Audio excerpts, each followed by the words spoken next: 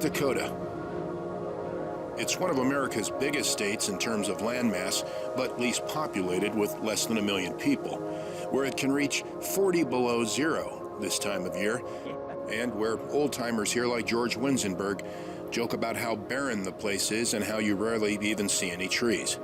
They say the state tree up here is a telephone pole. But what's not a joke in North Dakota these days is an oil boom that's transformed this sleepy place into the go-to state for jobs and prosperity.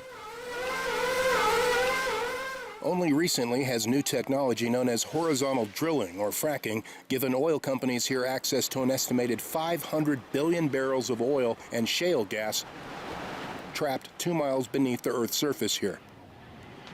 Thousands of oil well sites here forming what's called the Bakken Formation, named after the Bakken family on whose farm oil was first discovered way back on July 12, 1951.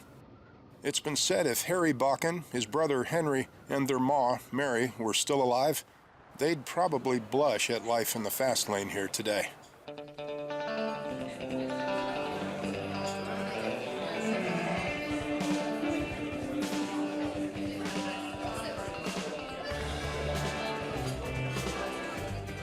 It's been referred to as America's modern-day gold rush.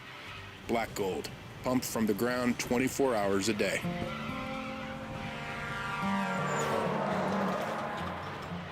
A surplus of oil that's contributed to plummeting oil prices worldwide and lower gasoline prices here in the U.S., due in large part to the oil boom in and around Williston, North Dakota.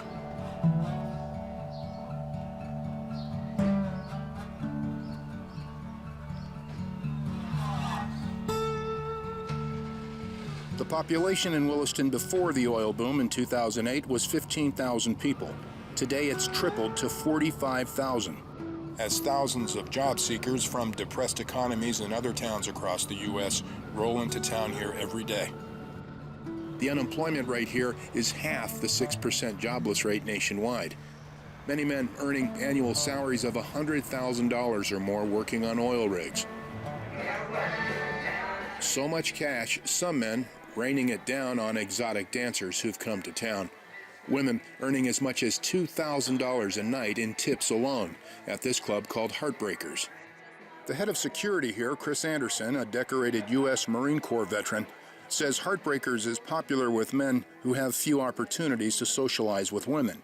Women who are outnumbered 100 to 1 by men here in the Bakken region, which authorities say has led to a number of sexual assaults against women and men. When I first came here to the Bakken, you know, you didn't go out after dark without 2 or 3 buddies with you because there was so many, men being raped by your men. That the Bakken is a man's world is an understatement, many say. That's given more than a few women pause about coming here. But Nissa Gray saw opportunity, driving 1,000 miles here from Seattle, Washington to open Boomtown Babes, this hot pink coffee stand on the side of the main highway where her young employees flirt with mostly male customers as they serve them espressos. You're my girl. Cute, thanks. All right, well, good seeing you. Love ya. Bye. Nissa claims her employees can make up to $60,000 a year in tips alone. Guys will ask our girls, can we buy your panties for $100 or creepy things like that. There's 100 guys for every girl. I would have been stupid not to open up one of these here. Boomtown Babes Espresso in Williston, North Dakota.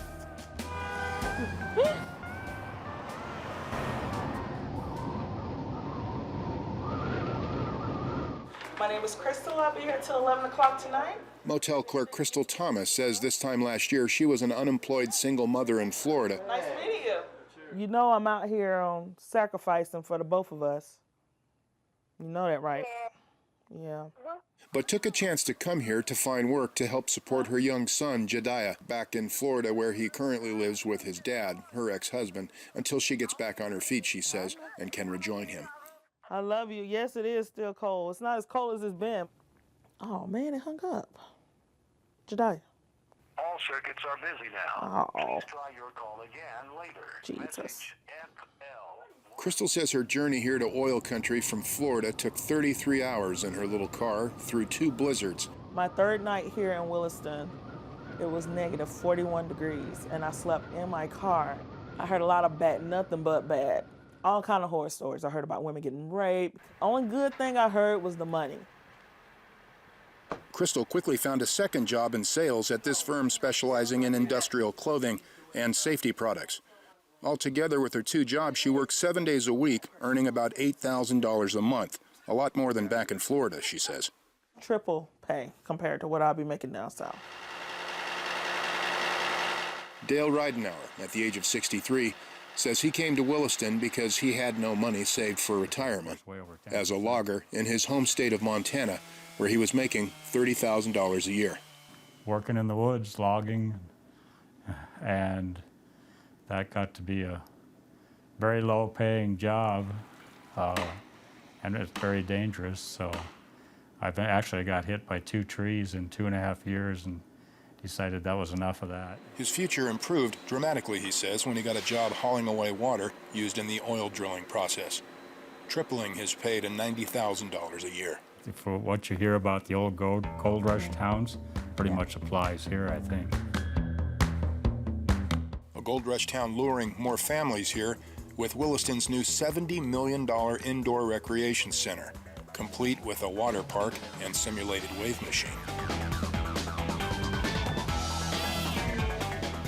It's what Jared Hinkle says convinced her to move here from South Carolina with her 2 sons when her husband got a job in the oil fields. To keep families together, I think that's the most important thing, to help families stay together. We're looking to make about $5,000 a week before the summer's over.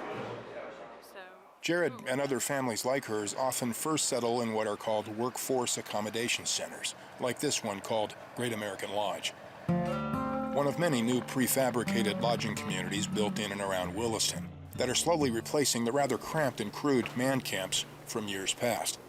The Great American Lodge is owned and operated by British businessman Danny Hogan. The perception of man camps was like a dirty type of thing, you know, but nowadays the man camps are actually moving out. They're shutting down a lot of the man camps around the area. And on this particular site, we've got 8 families here.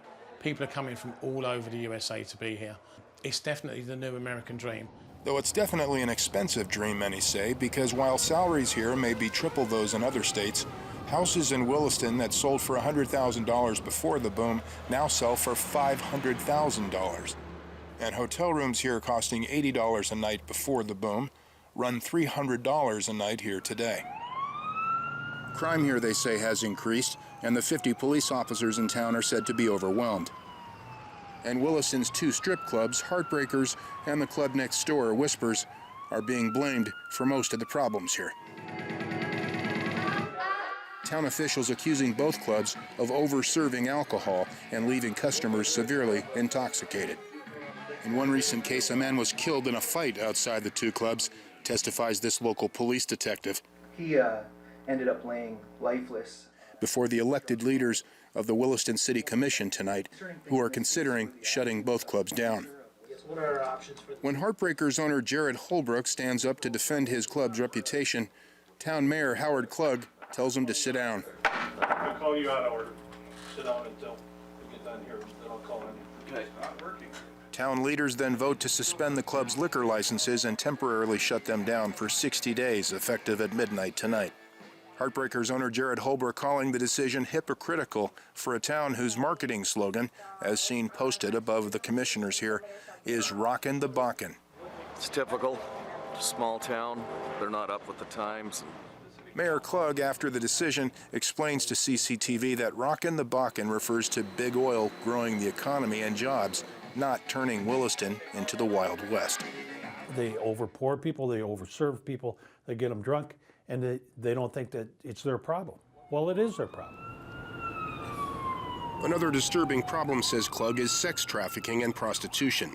From undocumented Central American women forced into the sex trade here, to smartphone hookups with escorts advertising on websites like Backpage. Klug says it's gotten to the point where the town needs to hire 50 more police officers. We're not going to put up with it anymore. And chances are, he says, the Bakken family wouldn't have put up with it either back in the day. For starters, after oil was initially discovered on their land, the Bakkens didn't even move from their tiny farmhouse. And legend has it, when the Bakken brothers showed up at the back of the house here with a new piano to surprise Ma, she told them it cost too much and to take it back. Though the brothers eventually got their way. Such was the simple life during the first boom.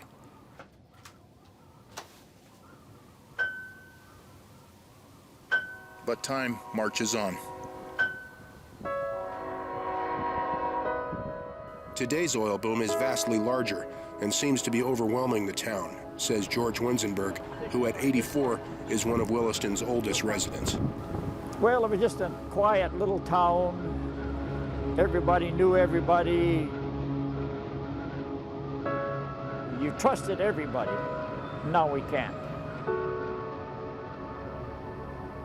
There are people that aren't wanted where they come from. You come up here, you respect us, we'll respect you. You can make a living up here, you can make a good living up here. But don't do stupid things. And because if you're going to start up here doing stupid things, we're going to step on it. And that's the way I'm going to run this town as mayor. Claude calls Williston a decent place for decent people pursuing the American dream. What's your dream? My dream right now is to be happy. Crystal Thomas says it's hard to believe she's been here for almost a year already, and just recently published a short story about life here. It's called Divine Appointments, One Woman's Journey. For Jediah, she says, to understand why she came here. And who are all these people that are coming into the Boomtown? Thank you.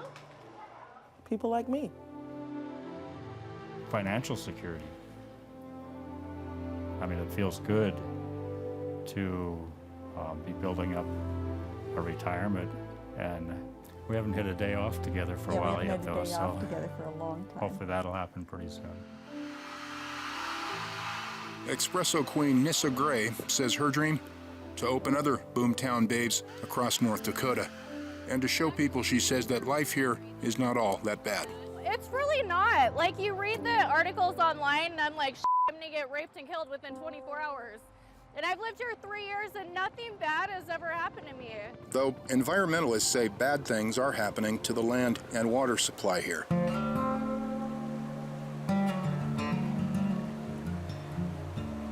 Due to numerous oil spills here and train derailments with oil cars blowing up that have made national headlines.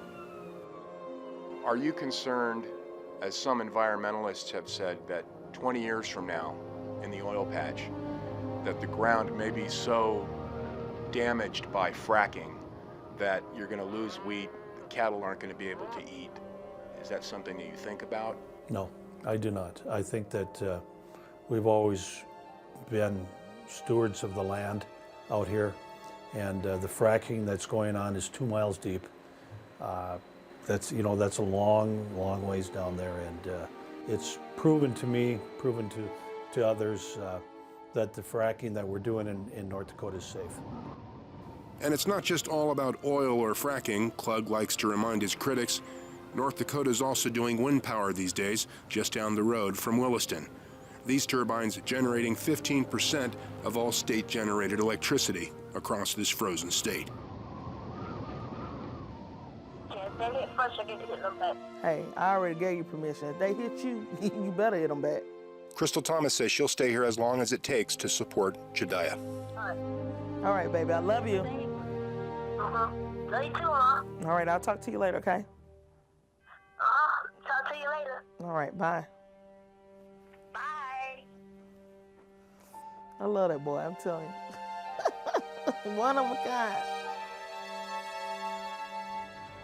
And as for the fate of Heartbreakers, effective at midnight tonight, owner Jared Holbrook must close it down for 60 days. Holbrook's seen here sitting for one last dance before the clock strikes 12. He vows to reopen, saying there's too many men and too few women not to. And so much oil here, he says the Bakken is sure to be rockin' for years to come.